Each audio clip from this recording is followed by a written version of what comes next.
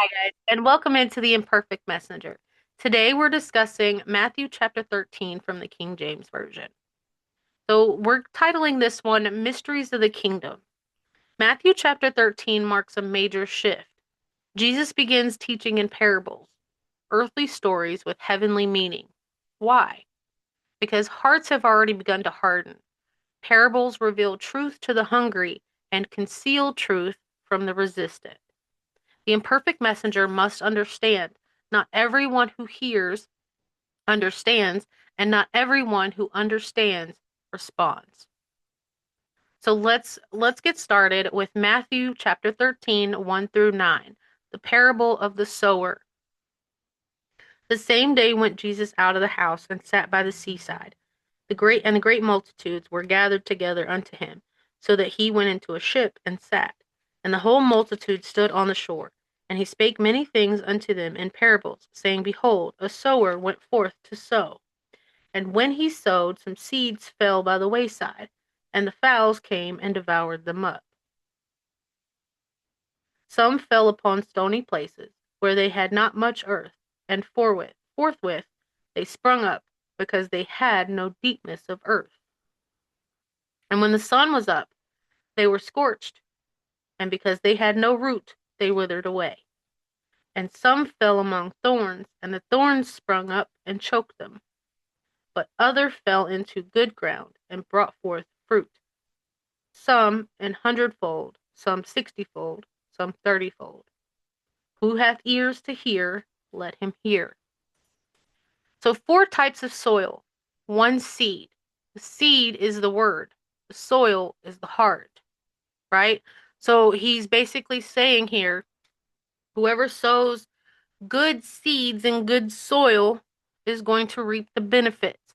But if you sow uh, good seeds in bad soil, what are they going to do? They might hear a little bit, right? But then when the sun comes up, they wither away. So making sure that you're sowing your seeds in good soil, right? Your soil is your heart. So anything you put into your heart, you want to make sure that it is good. You want to make sure that it will help you grow, right? So moving on from 10 to 19 of Matthew chapter 13 says, And the disciples came and said unto him, Why speakest thou unto them into parables? He answered and said unto them, Because it is given unto you to know the mysteries of the kingdom of heaven, but to them it is not given. For whosoever hath, to him shall be given, and he shall have more abundance. But whosoever hath not, from him shall be taken away, even that he hath. Therefore speak I to them in parables, because they seeing see not, and hearing they hear not, neither do they understand. And in them is fulfilled the prophecy of Esaias, which saith, By hearing ye shall hear, and shall not understand, and seeing ye shall see, and shall not perceive. For this people's heart is waxed gross, and their ears are dull of hearing, and their eyes they have closed, lest at any time they should see with their eyes, and hear with their ears, and should understand with their heart, and should be converted, and I should heal them. But blessed are your eyes, for they see, and your ears, for they hear. For verily I say unto you, that many prophets and righteous men have desired to see those things which ye see, and have not seen them, and to hear those things which ye hear, and have not heard them. Hear ye therefore the parable of the sower. When any one heareth the word of the kingdom, and understandeth it not, then cometh the wicked one, and catcheth away that which was sown in his heart. This is he which received seed by the wayside. So, hard heart is no penetration and immediate loss, right? So, excuse me. So, you can, so it says here, when anyone heareth the word of the kingdom. So, when you hear the word of God and you do not understand it, then comes the wicked one and catches away or takes away that which was sown in his heart. So you can hear the word and not understand it, and then right after you hear the word and don't understand or take the time to understand and listen, who's coming next? The devil. And he's going to take away that seed that was sown in your heart, right? So this is which received seed by the wayside. Moving on to 20 through 21, stony ground. So, but he that received the seed into stony places, the same is he that heareth the word, and anon with joy receiveth it. Yet hath he not root in himself, but dureth for a while. For when tribulation or persecution ariseth because of the word, by and by he is offended. So emotional response, no depth, faith that collapses under pressure, right? So this is the stony ground seeds are the ones who, can see and understand, right? But yet when they're in trials and tribulations or they're being persecuted for their faith, they deny Christ or they walk away from their faith, right? It crumbles under pressure. Then we have the thorny ground from verse 22. It says, he also that received seed among the thorns is he that heareth the word, and the care of this world and the deceitfulness of riches choke the word, and he becometh unfruitful. So, thorny ground, right? The word grows, but it is strangled, not by persecution, but by distraction. Meaning, we can hear the word and understand it, we can see it, we can do all of that, right? And we can care, or we hear the word, we understand it, we see it, all of that. However, our cares for the world are more valuable to us than the word itself. So our distractions take us away from God, right?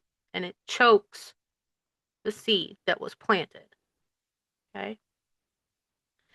Verse 23 says, but he that received the seed into the good ground is he that heareth the word and understandeth it, which also beareth fruit and bringeth forth some 100-fold, some 60, some 30. So the difference was never the seed. The seed was always the same, the word. It was the soil, which is the heart. The imperfect messenger must remember you are responsible to sow. You are not responsible for the soil, right? Meaning you're responsible as a messenger to put out the word, but you are not responsible for the heart that you are putting that seed into. That is completely up to that heart and that person, right? So we can go out here and sow seeds all day long, right? But it is not a matter of the seeds that we're sowing, it's a matter of the heart we're seeding it into. So why parables? And this goes back to 10 through 11. Why speakest thou unto them in parables? Because it is given unto you to know the mysteries of the kingdom of heaven, but to them it is not given. A revelation is a gift, right? And then 15, for this people's heart is wax gross. Spiritual dullness is not intellectual, it's moral. Hearing truth repeatedly without responding hardens the heart. So 24 through 30 says, another parable put he forth unto them, saying, the kingdom of heaven is likened unto a man which sowed good seed in his field. But while men slept, his enemy came and sowed tares among the wheat and went his way.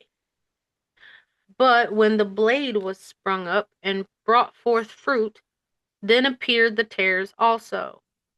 So the servants of the householder came and said unto him, Sir, didst not thou sow good seed in thy field? From whence then hath it tares?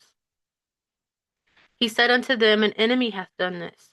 The servants said unto him, Wilt thou then that we go and gather them up. But he said, Nay, lest while ye gather up the tares, ye root up also the wheat with them.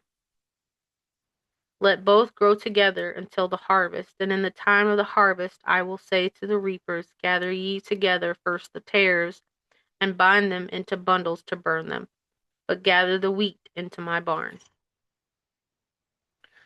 So, enemy sows tares among wheat. They grow together.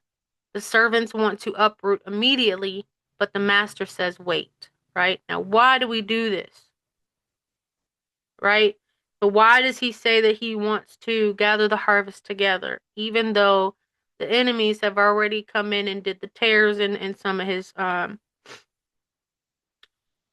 created, they've come in and basically this goes into like hate or like bullying, right? So you sow a good seed, right? And then you got people that come in, or we can even relate this to animals. You sow a good seed, right? And then the rabbits come in and kind of destroy your plants a little bit, right? But you don't want to pull up the roots because the roots are still there, they're still good, right? And if you pull those up, right, then you're going to pull up the rest of it, which is going to ruin that harvest. So we don't want to take that plant out, right? We leave it in there so it can grow together, right? And then when it's time to harvest, so there's another little thing that goes into this too. It's like you have two people, right? And seeds were sown in both of them, but one gets distracted and taken away from God and the other one sticks to the plan, right? And then at the time of judgment, the one that got distracted from their earthly, desires or whatever, that one is not going to reap the benefits or reap the harvest. But the one who stuck to the plan and grew like they were supposed to will reap the harvest. Okay. So 38 through 30, 30 through 39. So, or 31 through 39. So another parable put he forth unto them, saying, The kingdom of heaven is like to a grain of mustard seed, which a man took and sowed in his field, which indeed is the least of all seeds. But when it is grown, it is the greatest among herbs, and becometh a tree, so that the birds of the air come and lodge in the branches thereof. Another parable spake he unto them, The kingdom of heaven is like unto leaven, which a woman took and hid in 3 measures of meal, till the whole was leavened. All these things spake Jesus unto the multitude in parables, and without a parable spake he not unto them, that it might be fulfilled which was spoken by the prophet, saying, I will open my mouth in parables. I will utter things which have, been kept secret from the foundation of the world. Then Jesus sent the multitude away, and went into the house, and his disciples came in unto him, saying, Declare unto us the parable of the tares of the field. He answered and said unto them, He that soweth the good seed is the Son of Man. The field is the world. The good seed are the children of the kingdom, but the tares are the children of the wicked one. The enemy that sowed them is the devil. The harvest is the end of the world, and the reapers are the angels. As therefore the tares are gathered and burned in the fire, so shall it be in the end of this world. The Son of Man shall send forth his angels, and they shall gather out of his kingdom all things that offend, and them which do iniquity, and shall cast them into a furnace of fire. There shall be wailing and gnashing of teeth. All right, so that was 42. So I went a little bit further, but the good seed are the children of the kingdom, but the tares are the children of the wicked one. The enemy that sowed them is the devil. So the enemy is the one that sows the bad seeds, right? This is sobering. So not everything growing in the field belongs to God, but separation is God's responsibility, not ours. The imperfect messenger must avoid premature judgment, right? So you can't sit here and judge somebody. And this is a great example. So I've heard this saying going around that you can tell who belongs to the devil because they have sunken eyes and dark circles, right? That's not true. Not true at all. And I'm gonna tell you why. So it's not true because one, I've had dark circles, and dark circles can come from not sleeping. Dark circles can come from stressing. So you can't necessarily judge somebody off of that, right? It could just be a lack of resources, a lack of care, different things like that. It could be stress. So you can't judge somebody based off of their look. You could have the prettiest person in the world could be filled with the devil, right? But the ugliest person in the world could be filled with God. You cannot judge people off of that. You judge not a cover. Judge a book not by its cover, right? But by its content. So looking at 31 through 33, it says mustard seed, which is a small beginning, great growth, and then you've got leaven, hidden influence spreading throughout. So the kingdom may begin small, but it expands powerfully.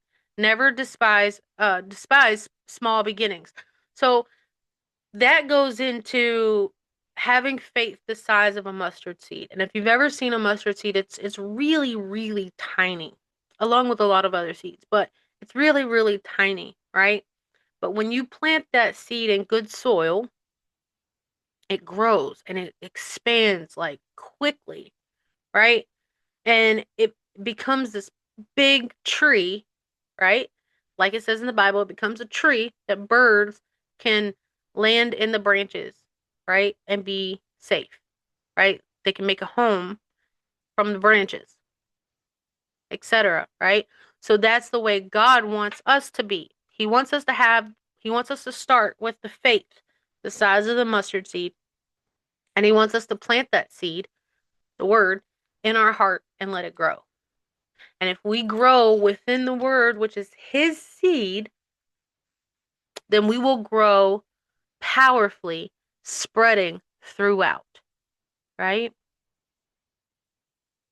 So 43 or 42 through 44 says, and shall cast them into a furnace of fire. There shall be wailing and gnashing of teeth. Then shall the righteous shine forth as the sun in the kingdom of their Father. Who hath ears to hear, let him hear. Again, the kingdom of heaven is like unto treasure hid in a field, the which when a man hath found, he hideth, and for joy thereof goeth and selleth all that he hath and buyeth that field. So joyfully he sells everything he found, right? So the kingdom of heaven is like unto treasure hid in a field. You have a field, nothing but grass, maybe some flowers here and there, but nothing else. And hidden somewhere in that big piece of land, let's just say 5 acres of land, right? In a city block, that's like a city block or a little bit bigger, maybe two. Anyways, this whole field, right? Big, beautiful field. You've got one small little treasure buried somewhere in that field, and it's hidden, right? But the one person that finds that treasure listens and understands that treasure, and then they take it and sell it. Not necessarily sell, but you know what I'm saying? Then what does he have? Right? So if we think about it, parables will make sense if you kind of put them into perspective. Moving on to 45 through 46 says, again, the kingdom of heaven is like unto a merchant man seeking goodly pearls, who, when he had found one pearl of great price, went and sold all that he had and bought it. Again, the kingdom of heaven is like unto a net that was cast into the sea and gathered of every kind. So, one pearl of great price. The kingdom is worth everything. No, not partial surrender, but everything. The imperfect messenger must preach value. People release what they believe is less valuable for what they believe is greater, right?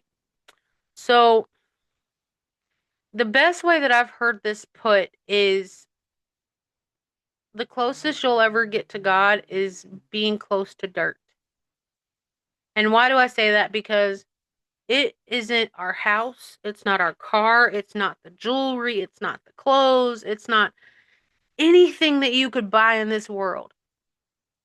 Nothing in this world compares to the value that you hold with God and belief that He sent Jesus Christ down to die for our sins.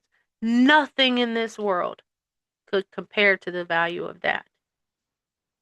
So even if we found the biggest pearl in the world that was worth $1 million, it still would not equal the value that God can give you. Right?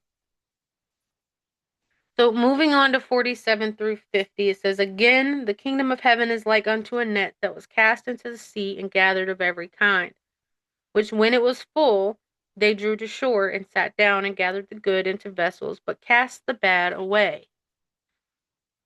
So shall it be at the end of the world. The angel shall come forth and sever the wicked from among the just, and shall cast them into the furnace of fire. There shall be wailing and gnashing of teeth." So the net gathers all kinds. Separation happens at the end. Again, judgment is certain. The timing belongs to God. Moving on to 52, it says, "Then said he unto them, Therefore every scribe which is instructed unto the kingdom of heaven is like unto a man that is an householder, which bringeth forth out of his treasure things new and old." So this is the mature messenger, grounded in old truth, able to articulate fresh application, not reinventing the truth, not abandoning foundation, but stewarding revelation wisely. So basically, um, and each of these parables is basically saying the same thing. You know, the we're all the same, but yet our heart is what separates us. Our heart. Our heart is either going to be on one of two paths. Our heart is either going to be focused on God and moving forward, and building, or our heart is going to be focused on devil, the worldly ways, and distractions. Either way, it doesn't matter. At the end of the day, we're all going to be gathered together and then separated by the weight of our heart. And I'm going to tell you, the weight of your heart depends on who you or what you do in life. The things that you say, the way that you treat people, the way that you are, um, and the way that you try to come to understand and grow closer to God. So if you're consistently out here, smoking, drinking, partying, having sex out of marriage, kids out of marriage, etc., um, those aren't godly ways, right? So if we're consistently doing that, where do you think we're going to go on Judgment Day? You know? So a lot of things to think about, right? And then moving on to 57, it says, "And they were offended in him, but Jesus said unto them, A prophet is not without honor, save in his own country and in his own house. And he did not many mighty works there because of their unbelief." So familiarity breeds dishonor. So you can be comfortable in your own ways all you want to. But the more you become familiar with your own ways and with a refusal to change, it breeds dishonor, right? So you can be a prophet and stay comfortable and not spread the word, not, uh, follow the calling of God, but that's going to be dishonoring God. And then 58, and he did not many mighty works there because of their unbelief. So unbelief limits manifestation, not because God lacks power, but because faith activates participation. So the major themes of Matthew chapter 13. The word exposes the heart. Growth takes time. False and true will coexist until judgment. The kingdom is worth total surrender. Familiarity can bind you. Unbelief restricts experience. The imperfect messenger principle. So you will preach to hard soil. You will watch some fall away under pressure. You will see some choked by worldly cares. And excuse me. You will witness counterfeit alongside authentic and be rejected by those who know you best. But you keep sowing because somewhere there is good ground. So the final challenge, I want you guys to ask yourself, what kind of soil am I? Is distraction choking my growth? Have I truly counted the kingdom as treasure? Has familiarity dulled my faith? Matthew chapter 13 teaches us this. The kingdom is hidden to the casual, but revealed to the committed.